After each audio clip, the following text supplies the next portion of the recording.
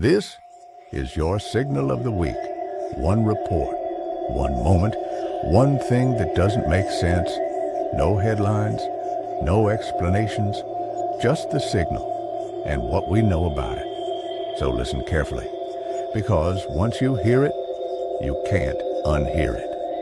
Welcome to the signal of the week. And now, Alien Mike and Sergeant Shenanigator.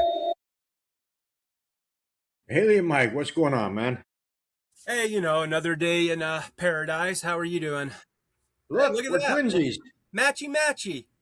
Got the hat, the gray beard, and the matchy shirts. That's right.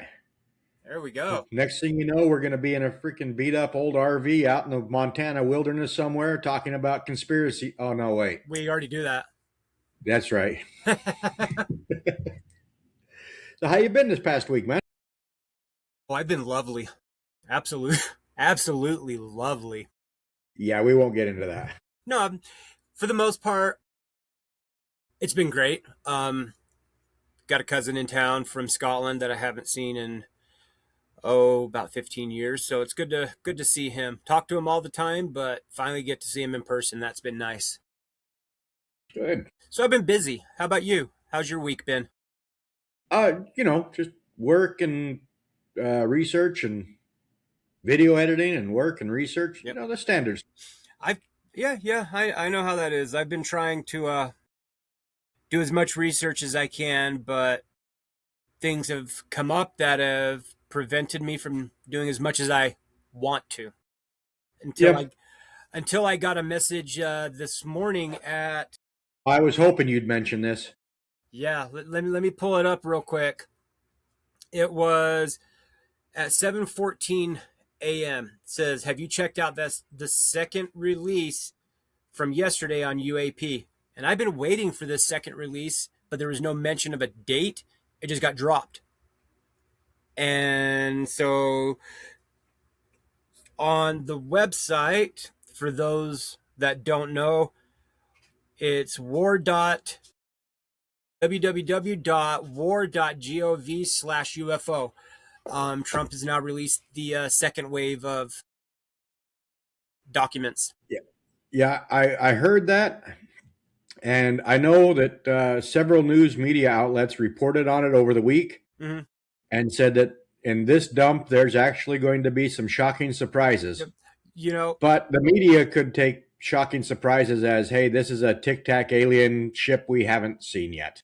Yeah. To be honest, the same person that sent me that, he said that, he goes, "These are the only ones worth looking at, in my honest opinion." And there was 3 of them. He says, "I've looked at all of them, and they're just not as good as I expected." And then, before we started, I actually got a notification on my phone that said, "This new one on May 22nd, 2026 contains 64 new records, including 51 videos, 7 audio files, and 6 PDF documents detailing UAPs." Then it goes through, and I'll send you the link so that you have it, if I can. Okay. Shoot. Maybe. Nope, I just lost it, I think. Yeah. The government's already taken it away from you. Yeah.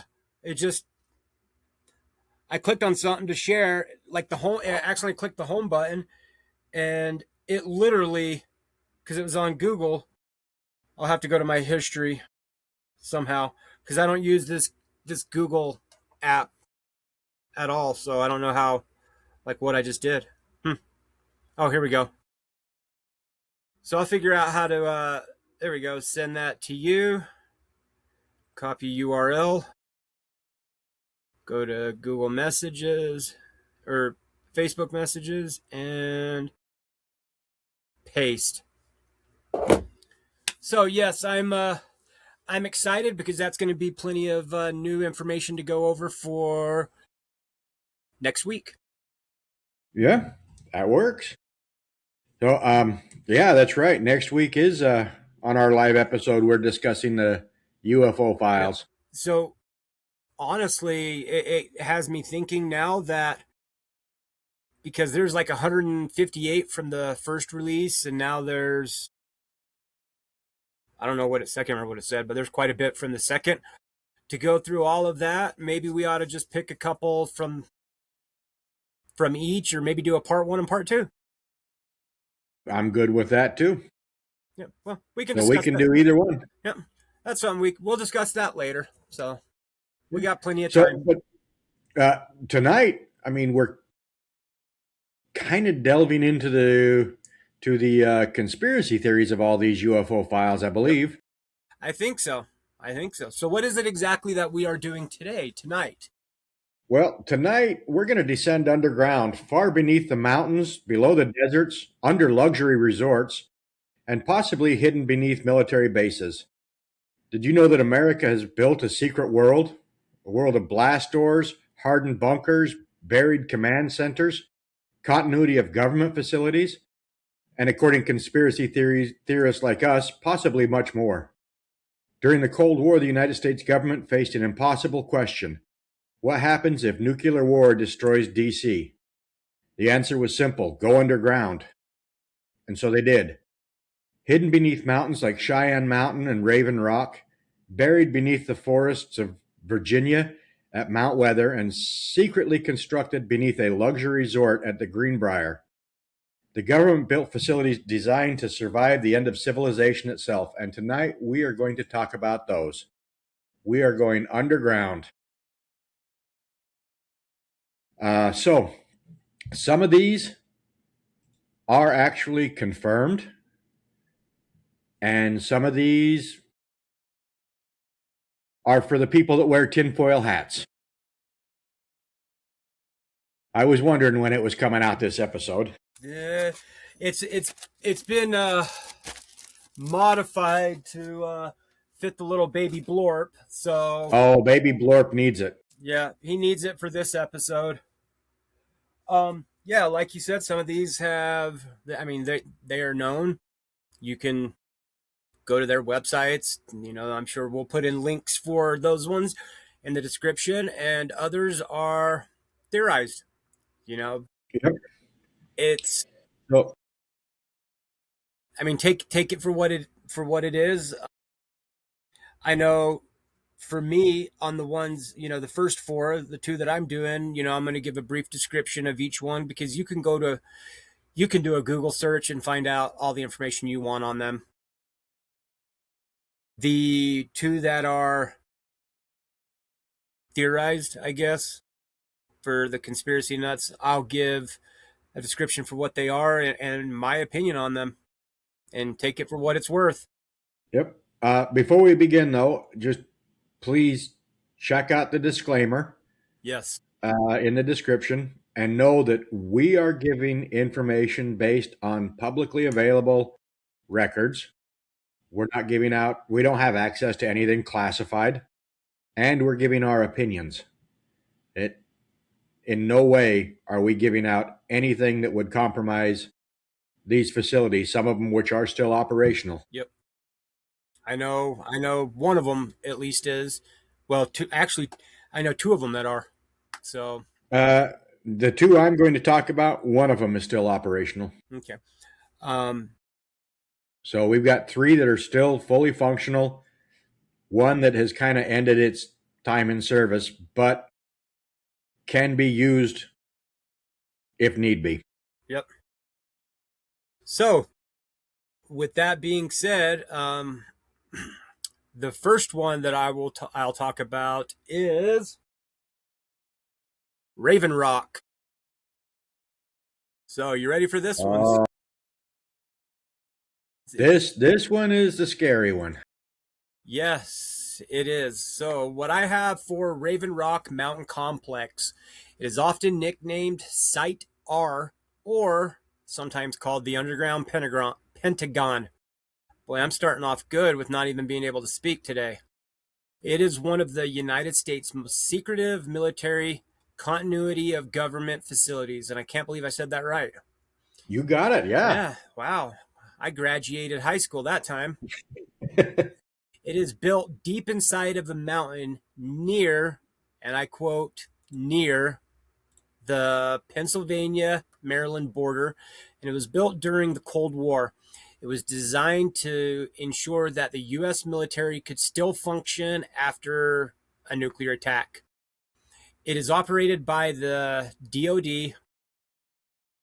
Construction began, like I said, during the Cold War, so in the early 1950s, after fears that D.C. could be destroyed by a Soviet nuclear strike. The facility reportedly contains underground office buildings, power plants and water systems, living quarters, communication centers, blast doors that are designed to survive nuclear shock waves. So essentially, it is a hardened underground city built into the side of a mountain. During the Cold War, Raven Rock became part of America's, again, continuity of government network alongside facilities like Cheyenne Mountain and Mount Weather Emergency Operations Center, both of which we are going to speak about tonight, if I'm correct. If Washington was destroyed, military leaders could relocate to a place and continue all their command operations. There are longstanding claims that senior officials were moved there during crisis. It was activated during the Cuban Missile Crisis, and parts of the government may have used it after the September 11 attacks. Some of these reports have been partially confirmed, but many of the details remain strictly classified. Why some of the conspiracy theories surround it, it became a magnet for people like us because much of I think like a lot of these bases, because it's underground and we don't have access to it, we can't see it, we don't know what's there. So because it's underground and inaccessible, the satellite imagery that we can see only shows limited object or structures on the surface, and then the government rarely discusses it. But it also appears in fiction, documentaries, and different movies like that. Some of the popular claims include that there's an underground rail system connecting the bunkers. There is hidden alien research, secret detention areas, continuity plans for the elites only, and hidden archives beneath the mountain. But there's no verified evidence for the more extreme stories. But again, the secrecy kind of fuels that speculation. Some of the people that live nearby, they report that there are heavy security patrols, strange convoy movements. There's a lot of fenced off roads, helicopters at odd hours, which to me, that one doesn't really verify anything because where I live, I've got that airport number 2 next to my house. Yeah. It's like a mile away, and there's a small National Guard station right there. And so the helicopters are going 24/7. So that doesn't really verify anything for me. But No. then there's unusual radio interference. But people say most of it can be explained by normal military operations at, high security installations, though it does contribute to the mystery. So that's what I've got for Raven Rock. Okay. Site R. And the one thing that I found that I thought was hilarious is some people that have worked there, they won't give many details, but they did mention that when people talk about what's inside Raven Rock, they mention the offices, the sleeping quarters, and things like that. But they always forget this was the Department of Defense, and it was built back many, many years ago. There's also a bar in there. So yeah, if you're going to be living in there during an all-out nuclear war, you might as well have a place to get a cocktail. Yeah. So it's interesting. So yeah, Raven Rock is the one that scares me. Yeah. Definitely. Out of all of them, I think that's right there at the top of the list. Yeah, and Raven Rock, when you look at the photos, It is not that big, but it is still an active Pentagon base. Yeah. Yeah, some of the So please don't go try and infiltrate Raven Rock. yes, it's that would not be smart. No. But yes, like you said, some of the pictures that I've seen, I mean, the ones that you're allowed to see, it's very cool looking, but again, it's not big, like you said. I'm, I've got photos of. If you want to see photos, I'm not going to talk about them or put them on here. You guys need to go do that research for yourself. But it's interesting. Yeah. And from what I've heard, you can drive up to the gate, but just know you're driving up into the mountains where there's no houses, no. Some people say there's no phone signal, so if they stop you, you're not getting a hold of anybody. Yeah, nobody, unless you tell somebody beforehand, hey, I am going here, just like if you do when you're going camping or hiking.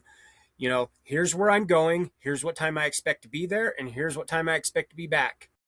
Other than that, if you show up and nobody knows where you're at, nobody's going to know what happens. Nope. All right. So the one I've got, the first one is Mount Weather. This is very and this one, it's basically the same thing. It was designed for continuity of government. For quite some time, the government barely acknowledged it at all. Built deep underground during the Cold War, as all of these are. Mm-hmm. And it was officially known as the Mount Weather Operations Center. Okay. And depending on who you ask, it's either America's emergency backup plan or one of the most mysterious government facilities ever built. Okay. Originally, it was built for continuity of government in case anything happened. And that's where some military leadership and federal agencies were supposed to go, as well as a communication system. The communication systems within the White House and Pentagon and places like that. What is being operated as now is it is operated by FEMA as an emergency operations center. But it can still be part of the continuity of government. So if they need to, they can bring the entire line of succession out there and be okay. It's the same as Raven Rock. It's offices, cafeterias, sleeping quarters.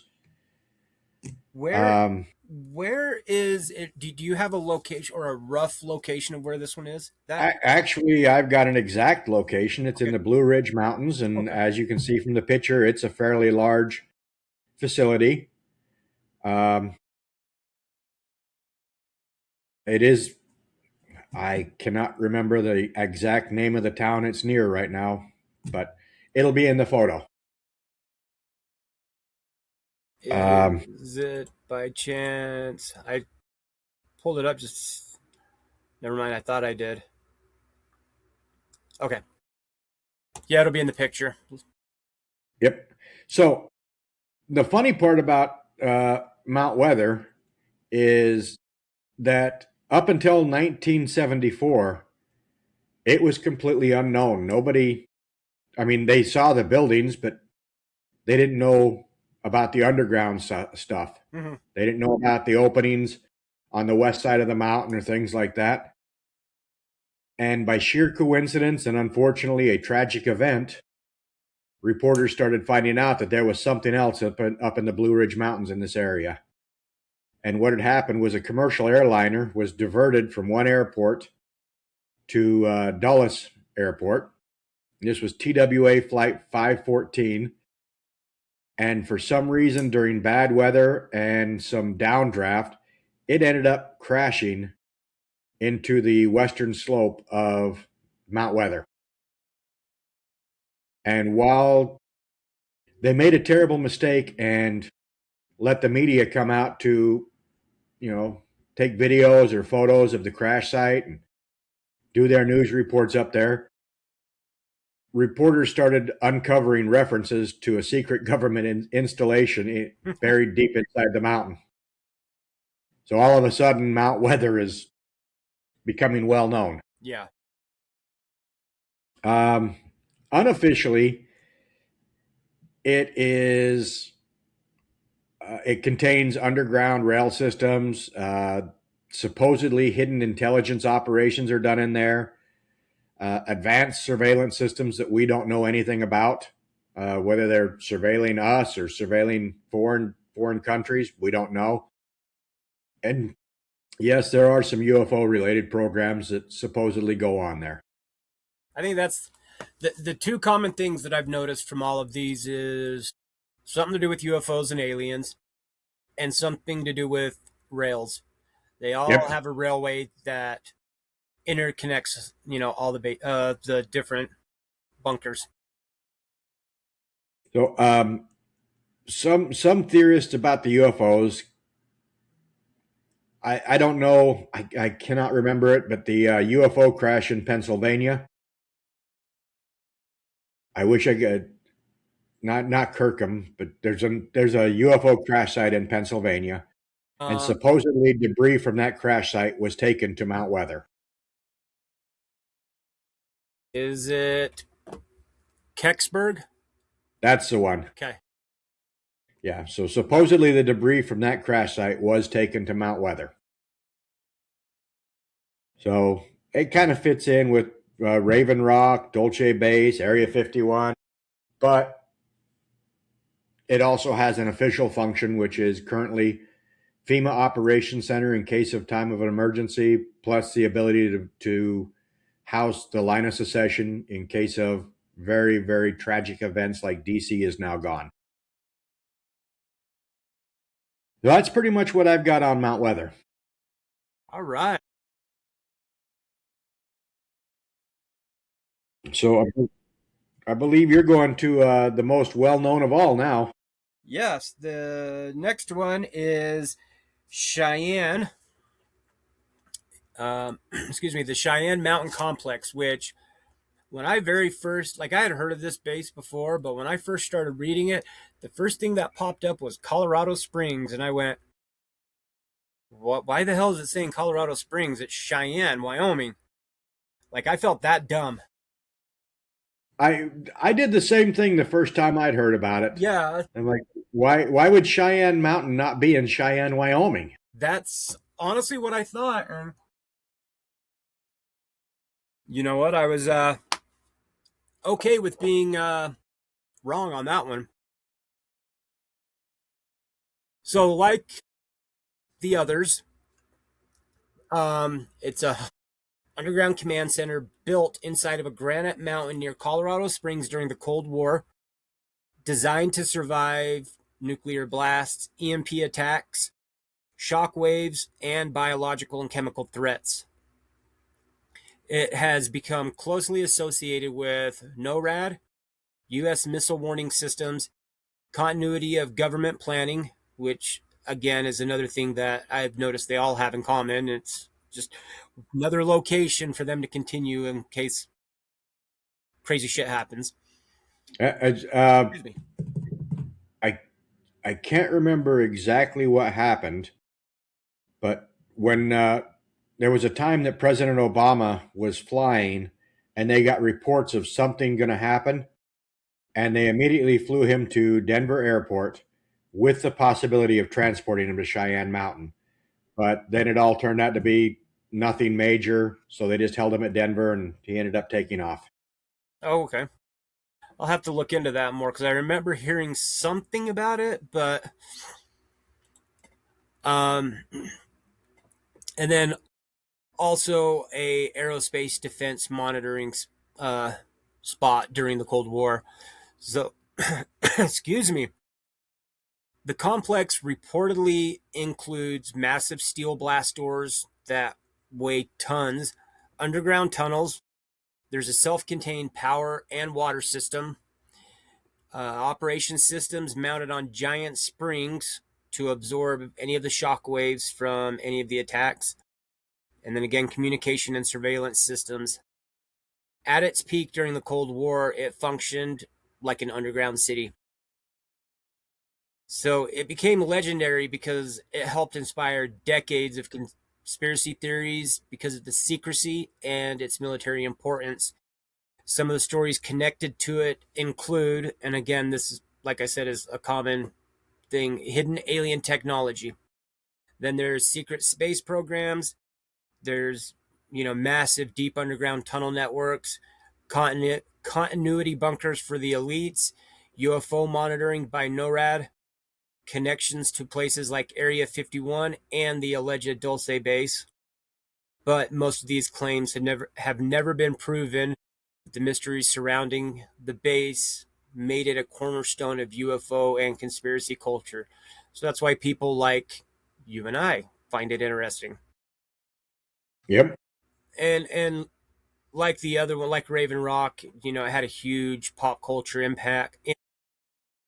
It became iconic, through movies and television like War Games, The Day After, and I believe one of your wife's favorite shows and possibly your favorite show, Stargate SG-1. Stargate SG-1. I absolutely love it. Yep. Every episode has the actual film of the entrance to Cheyenne Mountain. Yep. And you can look it up. You can see it on the show. You can see a lot of pictures from it. Yeah, the photos we're putting up, they're actually from the Library of Congress. I'm sorry, they're from the National Archives, not the Library of Congress. Okay. And it's pictures of the entrance into Cheyenne Mountain that clearly says Cheyenne Mountain, and it's the actual blast door. Everything past that blast door, speculation. Some photos have been leaked, but it is still supposed to be classified. However, there are official photos that have come out of the main area where they're constantly monitoring for any type of inbound missile into the United States. So it is still an active base as well. Yep. And that was, the last part that I had for this is, is it still active? Very much so. Many NORAD operations have moved to Peterson Space. Sorry, I don't mean to laugh. Space Force Base in the 2000. Steve, we've had conversations about this. This is actually, you know what? Pause for just literally 1 second. So when my son brought home stuff the other day for me from school, he brought me home a bunch of Army and Air Force stuff, which I go, yeah, Uncle Steve was in the Army, but I wasn't. I did a completely different thing.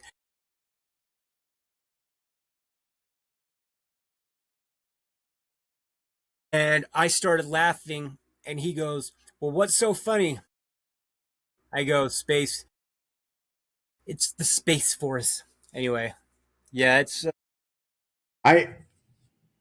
This is just the sarcastic veteran in me, but I really want Space Force to start their own military academy so they can be called Space Cadets. I really do want that. Yep. For anybody watching out there that is in Space Force, we love you, but you're going to catch crap. Yeah, 100%. I love all my military brothers and sisters, but come on now. Space Force. He asked me, and I say this with all due respect because I know I'm a nerdy guy. But, well, what's so funny about that? I go, just look at some pictures of them. Yep. That's I do. Back to Stargate. I am glad it was done back when it was, so they weren't actually members of Space Force. They were actually members of the Air Force. Yeah, because damn well they would have been Space Force if it was done now. Yeah, in a heartbeat. But yeah, so again, although many of the NORAD operations have moved to the Peterson Space Force Base, I can't even say it without laughing. Cheyenne Mountain still remains operational, and it's maintained as a very hardened backup command center, and it's still considered one of the most secure military facilities in the U.S. So, I know during the movie War Games, it made it look like you could take a tour of Cheyenne Mountain. No, you really can't. No. That's not real. No, but it made it look, like you said, it made it look like you can, and it made a lot of people excited, and for them to be completely let down. Yep, exactly. So, anyway, All joking aside, we love you guys. You absolutely. know, at least there's people still that will sign up for something that do care. So that's what I've got for that one for Cheyenne Mountain Complex. Where are we heading next, brother Steve? We are going to West Virginia. Ooh, that's a fun place. I'm sorry, I said that wrong for anybody from West Virginia that watches this. We're going to West by God, Virginia. I had family that lived in West Virginia, and I have friends that live there now, and it's known as the opiate capital of the U.S. So, but there's still a lot of cool stuff in West Virginia. Oh, yeah. Beautiful. For our shows, a lot of spooky stuff. Yeah, I love West Virginia. I Visited do my too. family there. Absolutely beautiful. So, but where we're heading is to the Greenbrier Hotel. And this is definitely not a secret anymore. Not at all. But I picked this one for a reason, and I'll get to that at the end. But this story begins back in the 50s. The Greenbrier was one of the most famous luxury resorts in America. I mean, presidents, celebrities, political elite, they all relaxed here. They all went and hung out there. And again, that one question, what happens if DC is destroyed? So, of course, they built a secret underground bunker at this resort. It's not a it's not a small shelter. It's not a panic room. This was designed for an entire underground congressional survival city. So this is where Congress went, Mm-hmm. and that's I mean you're talking just congressmen and senators alone. What 538? The president can go here as well. They've got offices for the president if need be, the vice president. Um, and here's where it gets strange. Um, well, before I get to that, unofficially it was known as the West Virginia Wing instead of the West Wing. So you got to love DC humor. Oh, oh yeah. Um, this was built in plain sight. Construction was going on while the resort was still operational. And the reason I brought this story up, you can watch hundreds of YouTube videos on the Greenbrier Bunker. It is declassified now. As a matter of fact, if you go to the Greenbrier Hotel, you can actually take your picture at the blast door. But people say, how would the government build underground facilities? And they built an underground facility starting in 1958 that would go on for years. And this bunker was big enough to house the United States legislative branch. And they did it all while the hotel was operational. And the staff was told, just tell people we're doing some minor renovations in the back. So for those that say you can't build a government facility in plain sight, you're gonna have Americans catch on to what's going on. This was a 112,000 square foot facility to house at the time all 535 members of Congress, along with hundreds of support staff. I'm not going to get too much into Greenbrier other than it was built right under our noses. If you want to really be fascinated with how they did this, there are a few documentaries on YouTube that will tell you all about it. And it is completely declassified now. Well, mostly declassified. Yeah, So go check out information on Greenbrier. the And way that's what I got on that. cool. Yeah, the way it was built, it's a lot like in documentaries I have seen about everything under Area 51, where it was built without really people knowing or knowing how. So no one was none the wiser. Yep. So there's the four real. known, Yeah, known real bases. documented real. Yes. After that, this is more the unknown slash known secrets or unknown secrets. I don't know how to even word this anymore. We're going to talk about places that exist, but have a lot of mystery associated with them. Right. And the first one that I chose, I haven't, the information I'm going to give you guys, I mean, you can research it. You can find out all this speculated information, but this is literally the tip of the iceberg. There is so much more that can be found or researched or theories on it. I mean, it's almost never ending. And that is,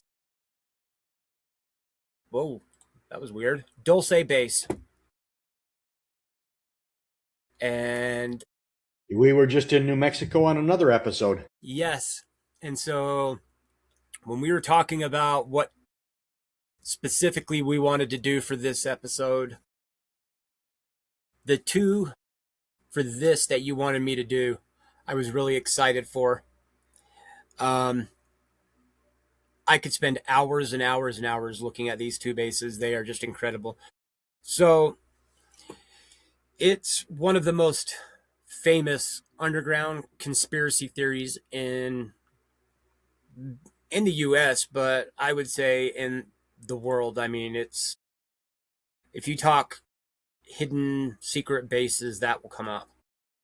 It centers around the small town of Dulce and the nearby Archuleta Mesa, where anybody that believes in it, they claim a secret underground facility has been built into the mountain and under the mountain. And according to that story, this base is supposedly jointly operated by the U.S. government, secret military programs, and the Greys and reptilians. So that part alone has got me really interested.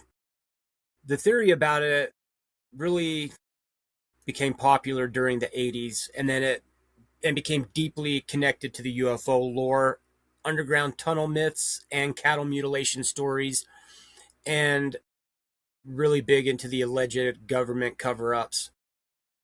Now, this part, I don't know if you did, but I didn't do too much digging into it just yet.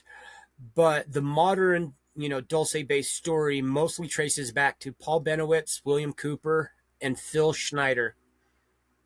Have you read anything about them? I've heard about Benowitz. The other two I haven't heard anything about. Yeah, Benowitz was really the big one, and he believed that strange lights and signals near Kirtland Air Force Base were evidence of the alien activity, and over time his claims kind of developed into stories about underground facilities in New Mexico.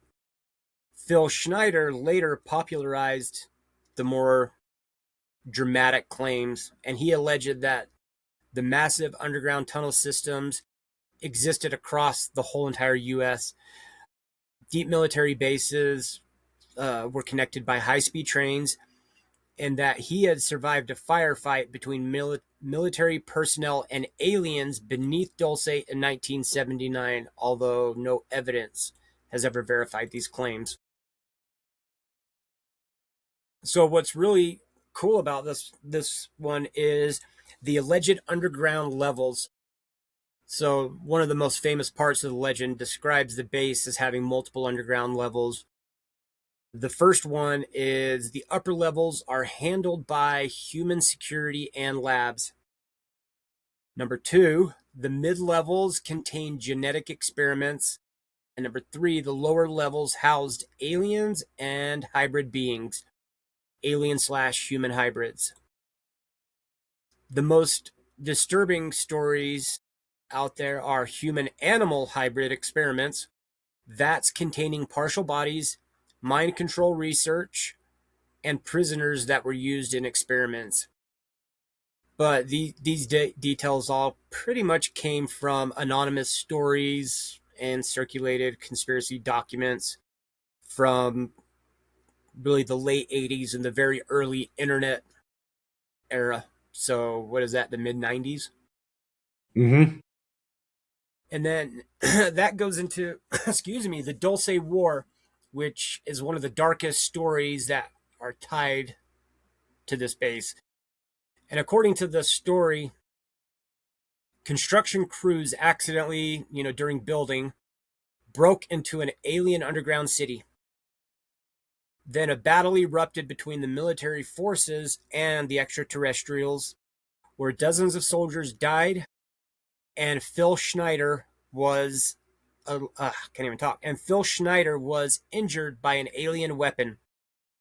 This supposed battle became central to the underground base mythology, but again, there is no documented evidence that this ever happened.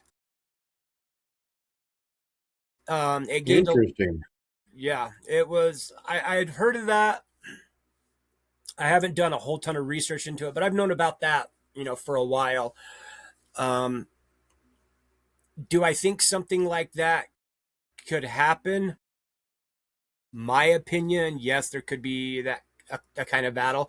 But if you look at, alien lore, that's the word I'll use. When it comes to everything underground, it's always speculated that it's not grays that live underground, it's the reptilians. It's the reptilians. Seems So, to be the popular consensus among tinfoil hat wearers like us. yeah, and so when he says that, he was in a fight, it leads me to believe it's with reptilians. But when you read anything on it, it says that the lower levels are controlled and ran by the grays. And to me, part of that doesn't make sense, but it does, because I've also read theories that the grays are, for lack of a better word, are the slaves of the other races, that they're used just to do the bidding of the other ones. Excuse me. So it gained a lot of traction because it kind of combined several fears and fascinations because of Cold War secrecies, the Area 51 rumors, UFO encounters, and just a general distrust of the government. The genetic experimentation fears and Native American spiritual lore that surrounds the mesa, and then the underground city myths. During the late 80s and 90s, the story spread rapidly through the UFO conventions, conspiracy radio shows like our favorite, Art Bell. Oh, There was a lot of love art. photocopied newsletters and a lot of the early internet forums surrounding conspiracies, UFOs, the government talked about this.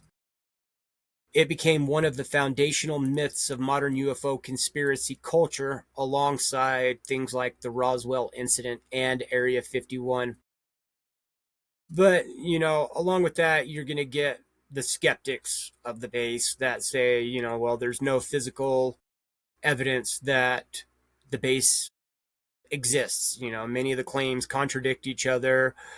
And then, like a lot of abductees, stories don't match up. Yep. But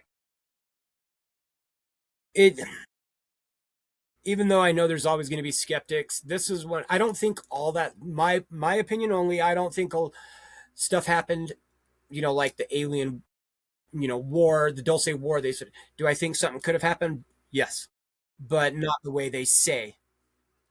No, I mean, if that were to have really happened,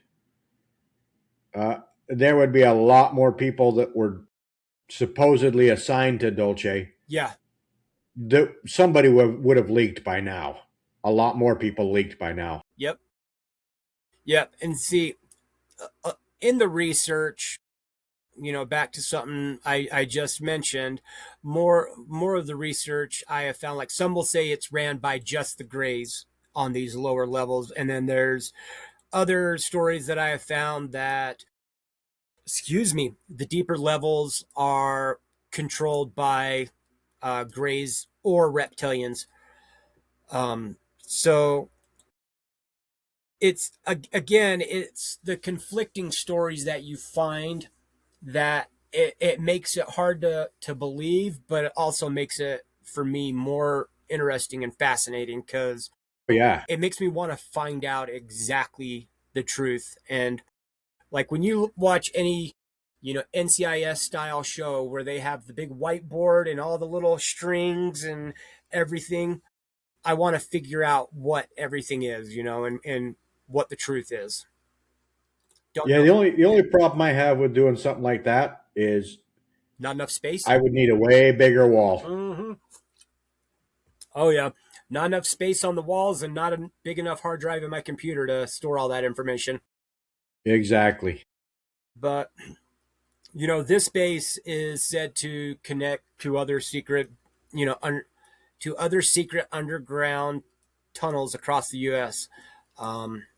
One of the ones that I have heard that his name is Emery Smith, and he's in I've talked about him before. He's in shows like the Gaia Show, and he talks about Dulce a little bit, and Los Alamos being connected to Area 51, via underground tunnel systems. But then you have people that say, if we were building something like that, you would know about it. I yeah, definitely. So I I don't know. although I've run some scenarios and of course used AI. I don't know if AI is lying to me, but everything I've looked at, AI has responded to saying, yeah, it is possible to dig these tunnels and never be noticed. I mean, as we heard earlier with the Greenbrier, Yeah. you build that kind of facility while people are above you playing golf Mm-hmm. or swimming in the pool.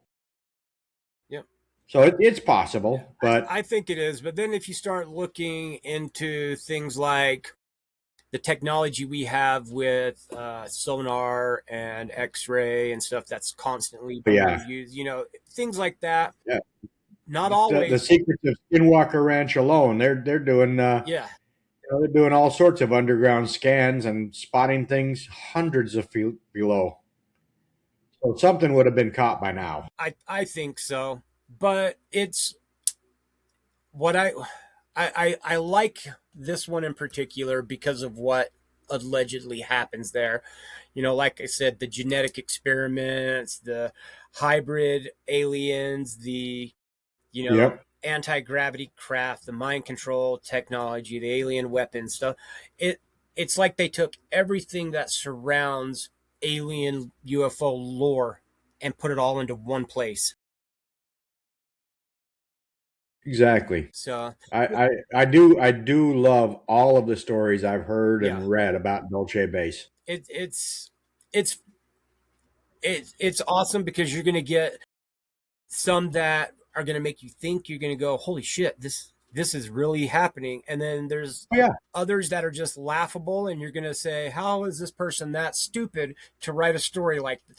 There's just so many that surround it. I mean, even if only 1/10 of the stories are true, Mm-hmm. that's still a lot. Yeah. Yep. So I mean, that's basically what I have for Dulce. Again, we could do a 5-hour episode on just this base alone. Um, it's that's Maybe we will. I think I it would be Dolce fun. is one I wouldn't mind doing. Yeah, we have done another base. I would definitely do this one because there are so many stories. All the information I have given is all the basic. Hey, this is where it's at. This is what it is. This is what they supposedly do there. But what really makes it interesting is when you start reading all the stories, and you can find them on most websites, Reddit. You can find all sorts of stories out there. So So that's what I've got for Dulce. So where do we head next? We are heading somewhere that has a lot of conspiracies tied to it, but is not well known. All right. And that's out here in my neck of the woods at Stewart Air Force Base, just outside of Newburgh, New York. Oh, fun. So you think of New York, you think of America's history, the Revolutionary War, but a lot of people don't know that this area was very big for the Cold War. It was needed for the Cold War. And that's because it was a given that our financial, America's financial headquarters is New York City. And New York City knew for a fact they were getting hit when nuclear war broke out. Short, sweet, and to the point, New York was a primary target. So Stewart became immensely important because of how close it is to New York, but it would have been out of the blast zone. So they could land emergency aircraft out at Stewart Air Force Base. Stewart Air Force Base was also kind of tied to a program called SAGE, which is a semi-automatic ground environment. Mm-hmm. And this was essentially enormous air defense network built to detect incoming Soviet bombers. One of the SAGE facilities we've actually got right here in Dutchess County, and their whole job was to monitor radar, to monitor communications. So they were constantly spying on the Russians to make sure that if they were getting close enough, we would have enough time to do what we needed to do in case that first missile went up. Another thing during the Cold War is to protect our naval fleet. They would actually sell Navy ships up the Hudson River, a little bit north of us, and stage them there so they were away from any potential attack. And some of those ships are still up the river from where I am right now. So this is all pretty much fact. But the conspiracy theories are that inside of Stewart Air Force Base is underground tunnels that were connected to the communication bunkers, the radar bunkers. They did have, again, that popular phrase we're using today, the continuity of government infrastructure. And as far as that goes, I believe that there are facilities across this nation to where if anything happens, they can get the president, the vice president into these facilities quickly and out of the air or off the road. So I do believe there's a ton of these, and some we may not even know about. Yeah, 100%. But back to Stewart, they talked about underground hangars, military tunnel systems, hidden storage facilities. And these supposedly went on, these tunnels didn't just go straight underground. The tunnels ran for miles outside of Stewart. There's never been any proof about it, but one of the big conspiracies is that during the UFO wave of the Hudson Valley back in the 80s, that there was a craft that actually crashed. And that's what the UFO wave was. They were looking for this crashed aircraft, whatever was flying over our skies. But Stewart Air Force Base had already picked it up and brought it to underground hangars. Or the other conspiracy is out of Stewart Air Force Base, they were flying enormous V-shaped objects that were our new classified aircraft. Now, I do have a problem with that. Area 51, that's its primary focus is testing our new aircraft. And if you don't want anybody to see what the aircraft looks like, you test it in an area where it's off limits to public and you have bombing ranges around, so nobody's really going to go take a chance on finding unexploded ordnance. Why would you test secret classified aircraft 70 miles away from the largest populated city. Exactly. Yeah. Um, I don't know. I don't know about the crashed UFO that was supposedly out here. Is it possible? Sure. I mean, Roswell was possible. The crash in New Mexico is possible. The one up in Kingman, Arizona. Yeah, it's possible. But I don't think that that's what the UFO wave was. I don't think they were here looking for their lost brother or sister and hoping to pick them up and get them out of here. But it's a good theory. I like it. I'm right on board with that one. So, but yes, we actually had aircraft that came out to Stewart Air Force Base quite often during the 1980s, such as the F-117 or the B-2. But by the time it came out to Stewart, it was more or less already known. Yeah. So we're not hiding secret classified technology.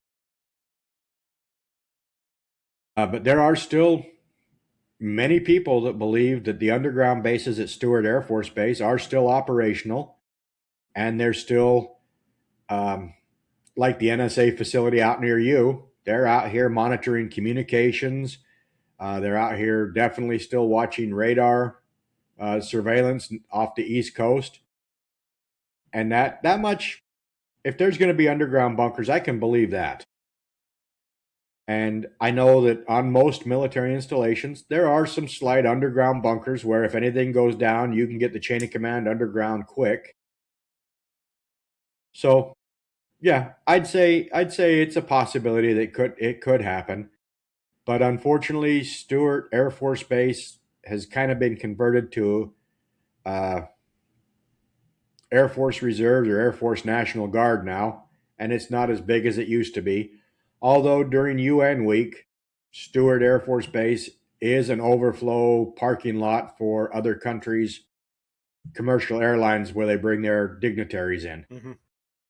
So it's not unusual to see, a bunch of different countries' airplanes over at Stewart.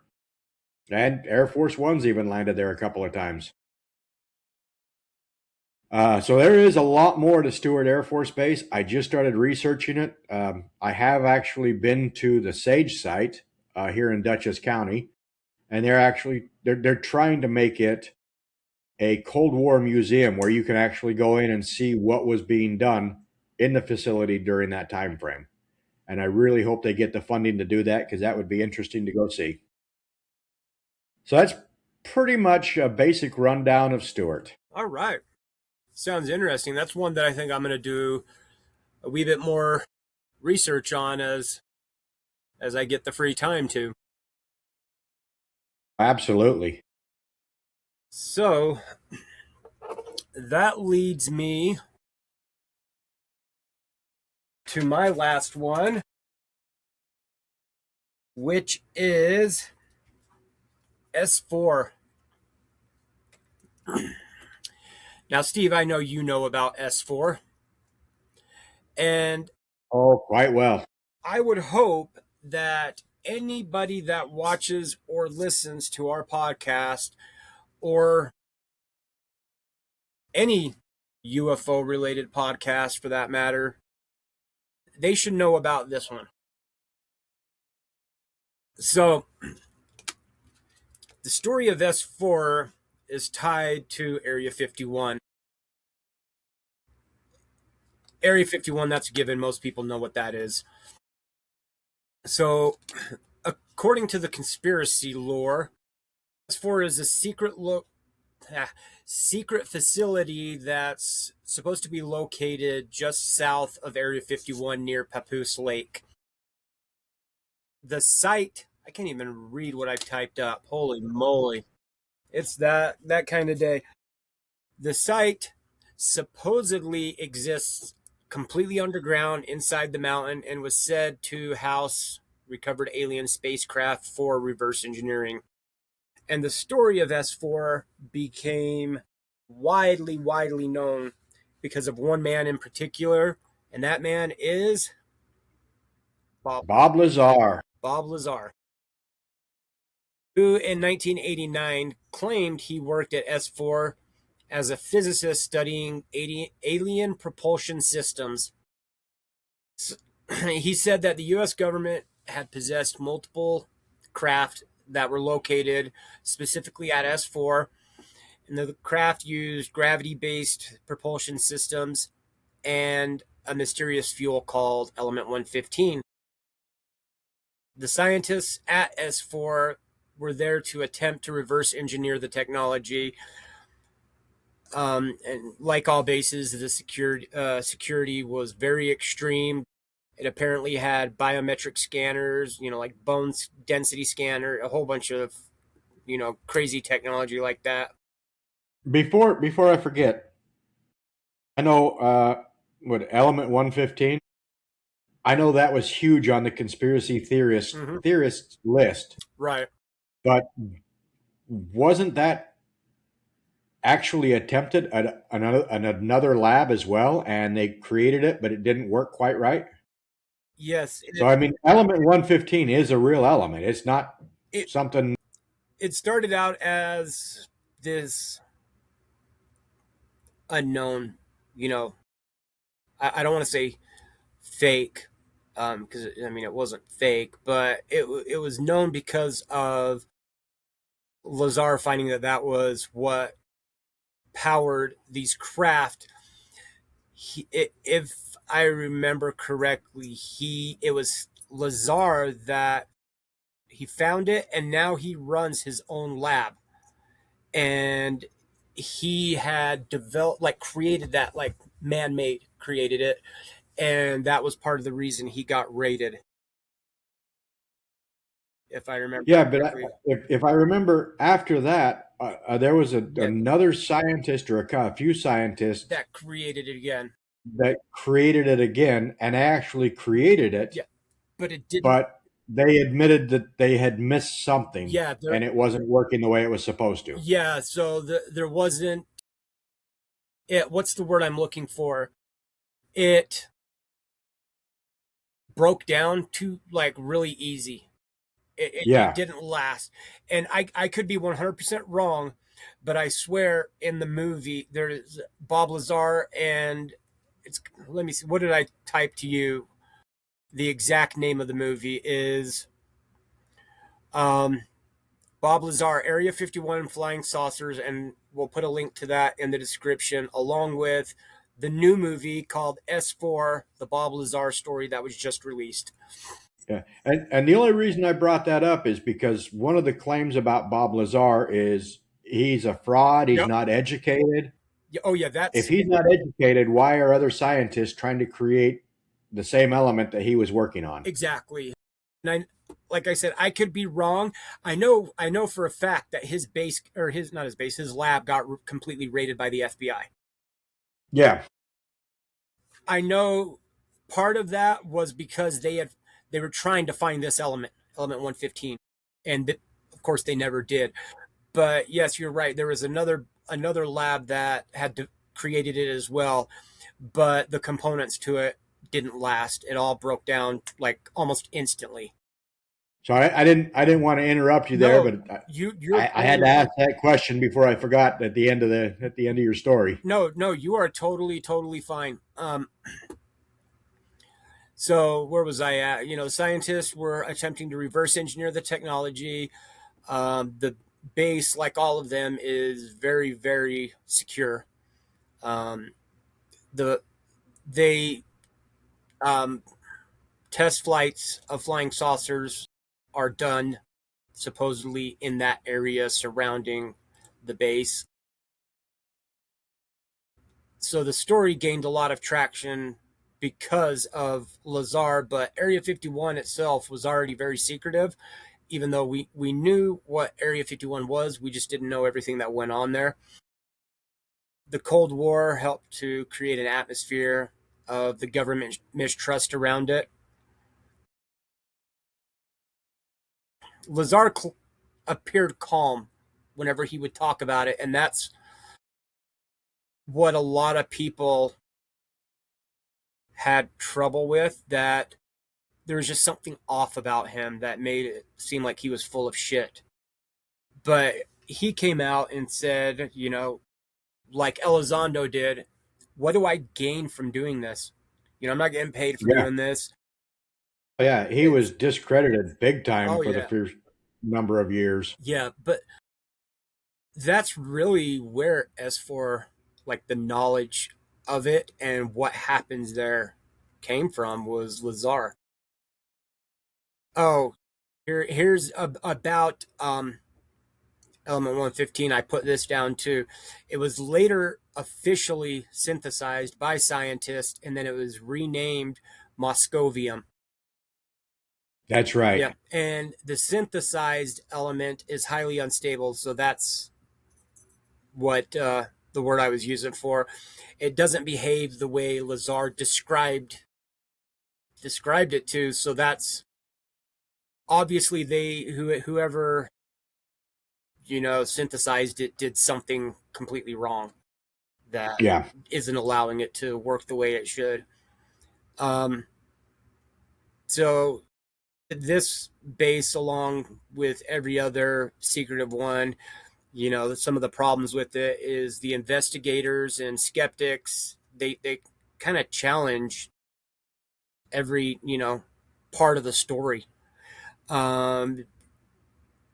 He has claimed that he worked at, or not, excuse me, not worked, he attended MIT, where there's no records of his attendance. There's places that he worked that supposedly there was no record of his working there, but they did find a Robert Lazar, not a Bob Lazar, so I think, they couldn't be the same. Yeah, and that alone, they said, oh, well, that's not the same person.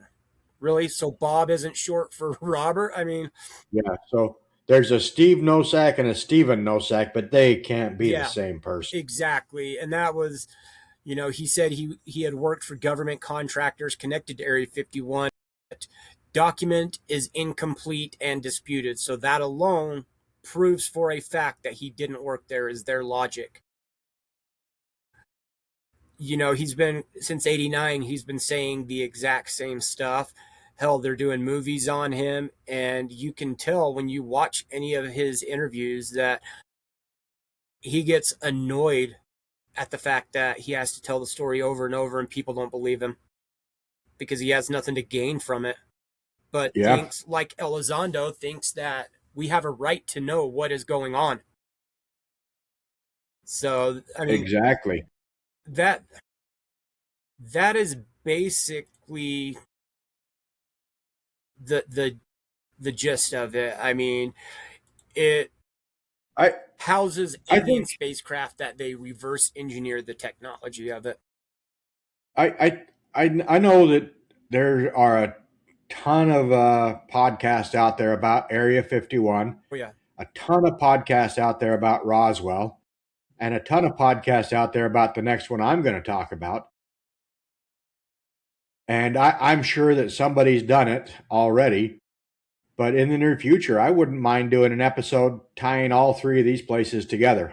I 100% agree with you on that.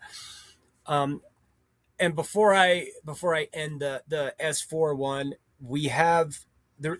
I know I didn't go into a ton of detail and it wasn't very lengthy, but if you watch our episode on Area 51, I mean, that was a whole live episode strictly Area 51, if I remember correctly.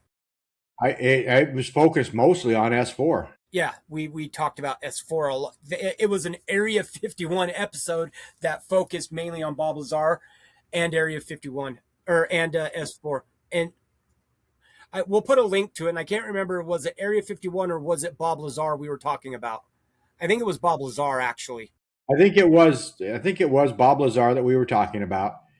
We did mention Area 51 and the security and the real things that go on there. That's as opposed correct. To. So it's mainly just Bob Lazar and S4. So that's why I didn't go into much detail. But if you haven't seen that, check for a link in the description. We'll have a link there for you to go back and watch. And with that being said, where are you taking us next? Ohio. Ooh, I love Ohio. Yeah.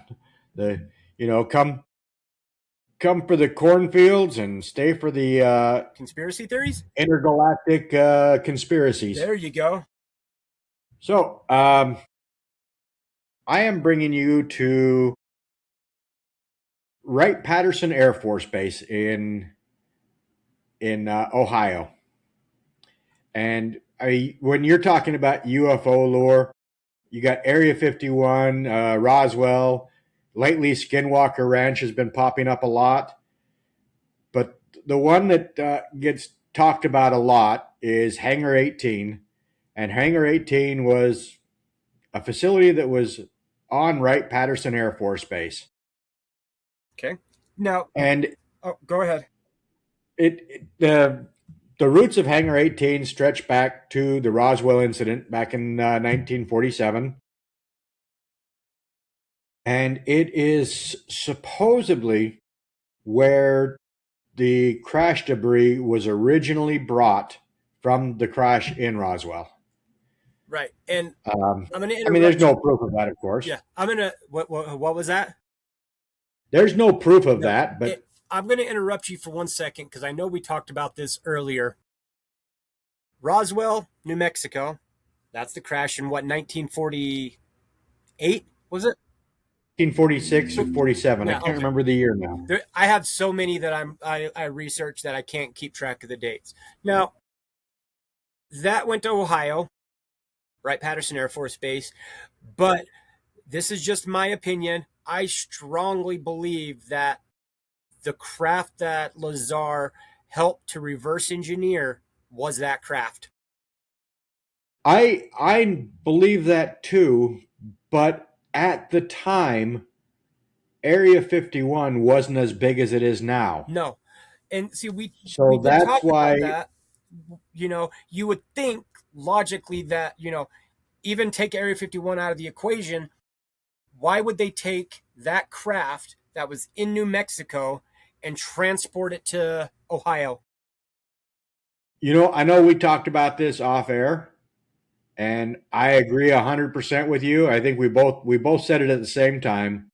You're not going to bring it to Kirkland Air Force Base in New Mexico because that's where you'd expect it to go. Right. And with the Cold War started, and the Cold War was in its infancy.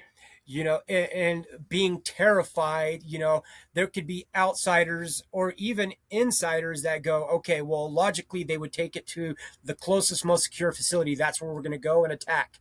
So I think they took it to Wright-Patterson to get it away from there.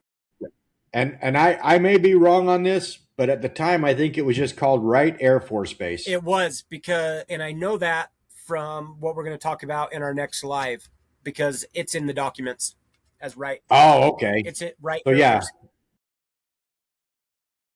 And again, there's actually a movie called Hangar 18 if you're interested in watching it. Wright Air Force Base had been around for a little while, not a whole whole big amount of time because the Air Force was pretty much brand new at the time.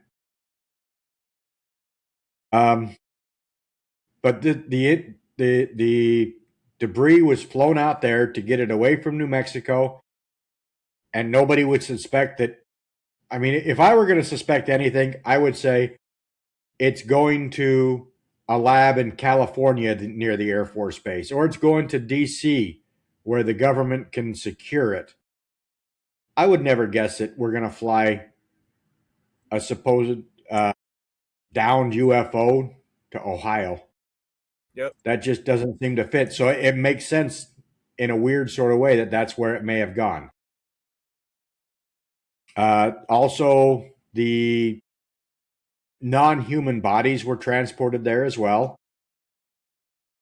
Kind of goes different directions on whether they were alive or dead when transported.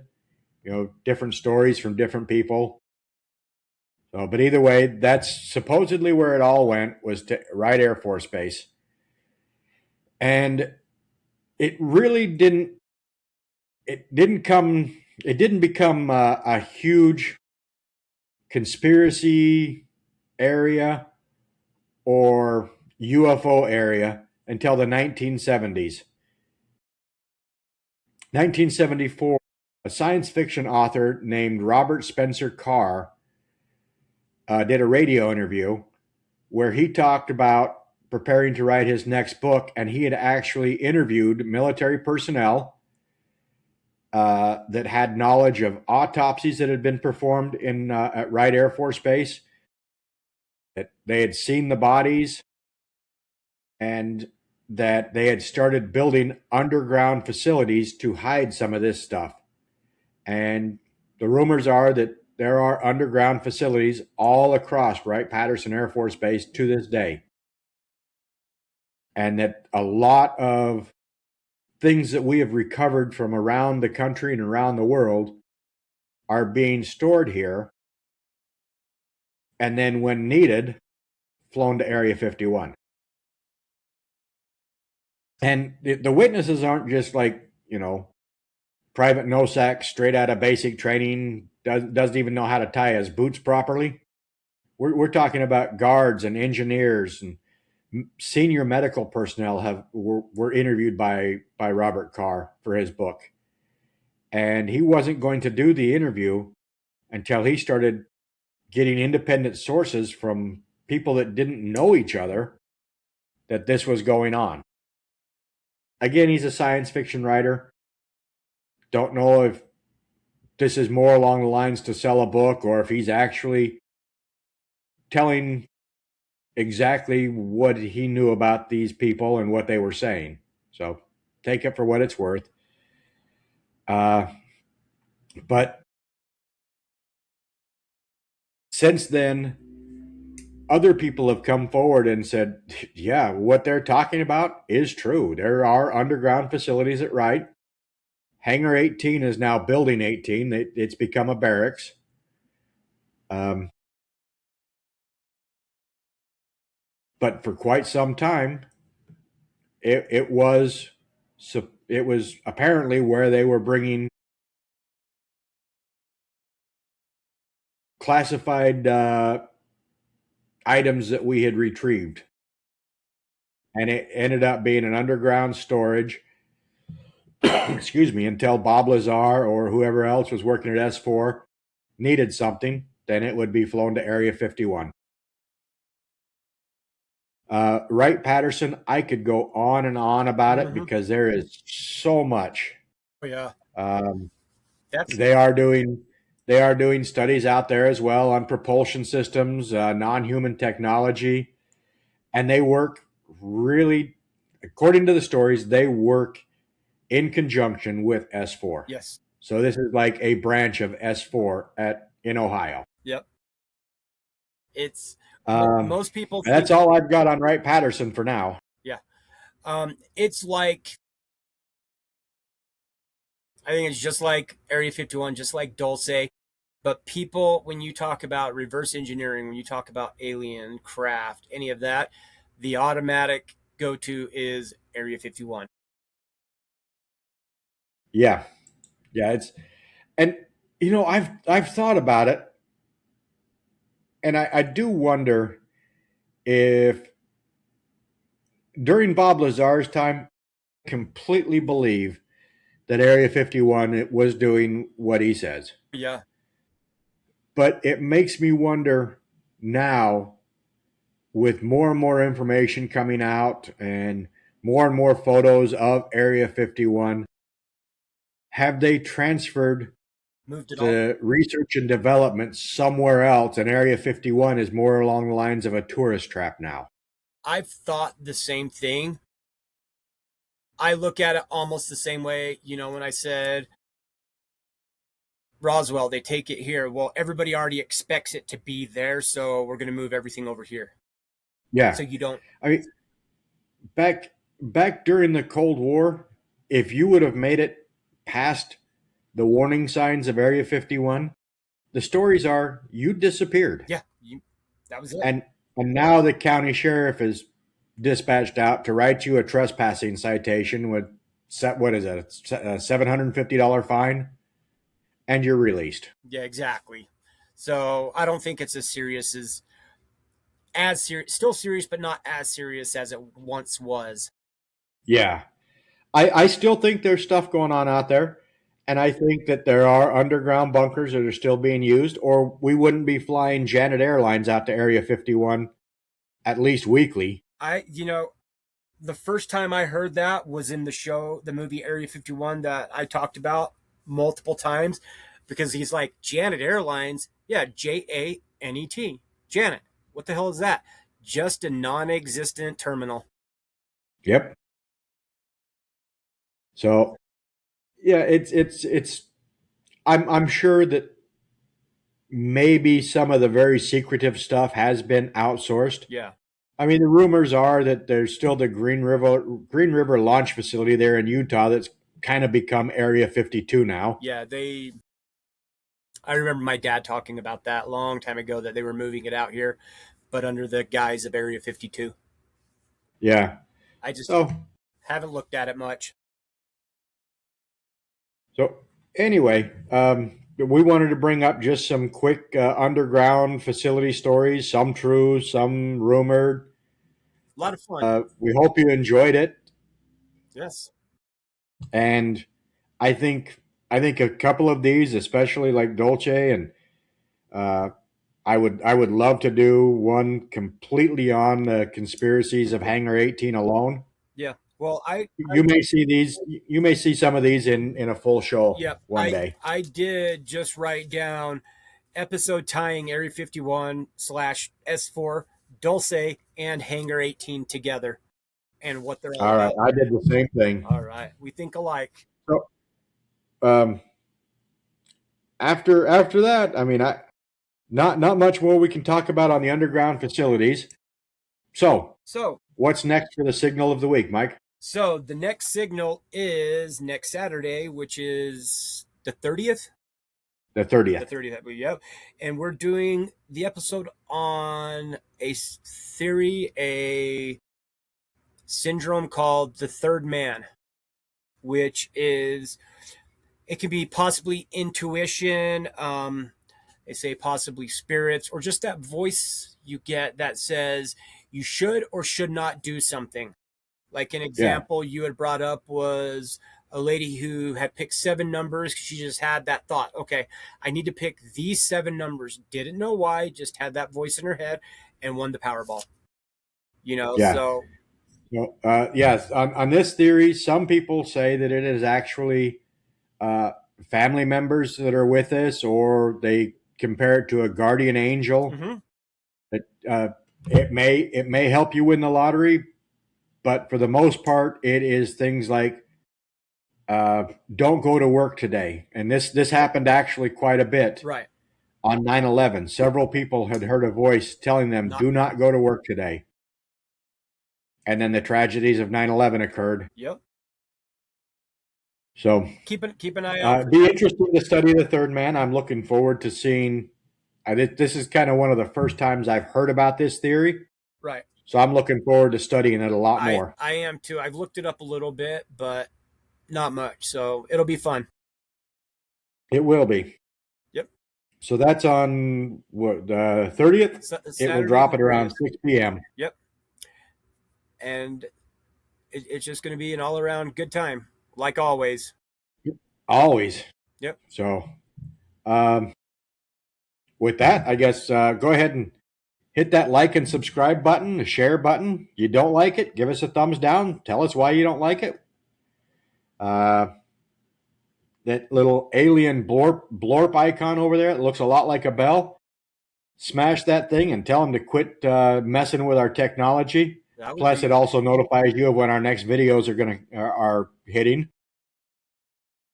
So yeah, smash Lorp. Yeah, Blorp needs to be hit. It. He needs it for sure. So, also next week is our live. Yes. Yeah, we mentioned it earlier. Next Friday at 6 p.m. Eastern Standard Time. Tune in. We are going to discuss a few of the cases that were released, some of the files that were released with the especially the first UFO file dump. And then, I don't know about you, but for me, I'm going to give my opinion flat out on what I think. Oh, I am too. I've got some opinions where they're releasing some good information, and I've got some opinions on why did you even release this when the entire thing is black. Exactly. So please keep an eye out for that. Yep, that will be next Friday, the 29th at 6 p.m. Eastern Time. It may be an hour show. It may be 2 hours. It could go all the way into Saturday. We don't know. Yeah, we'll see. It'll be fun. All right. I got nothing else. Alien Mike, you got anything? I think I'm good. That's all I got. All right. Well, till the next time we meet, stay spooky. And keep watching the skies.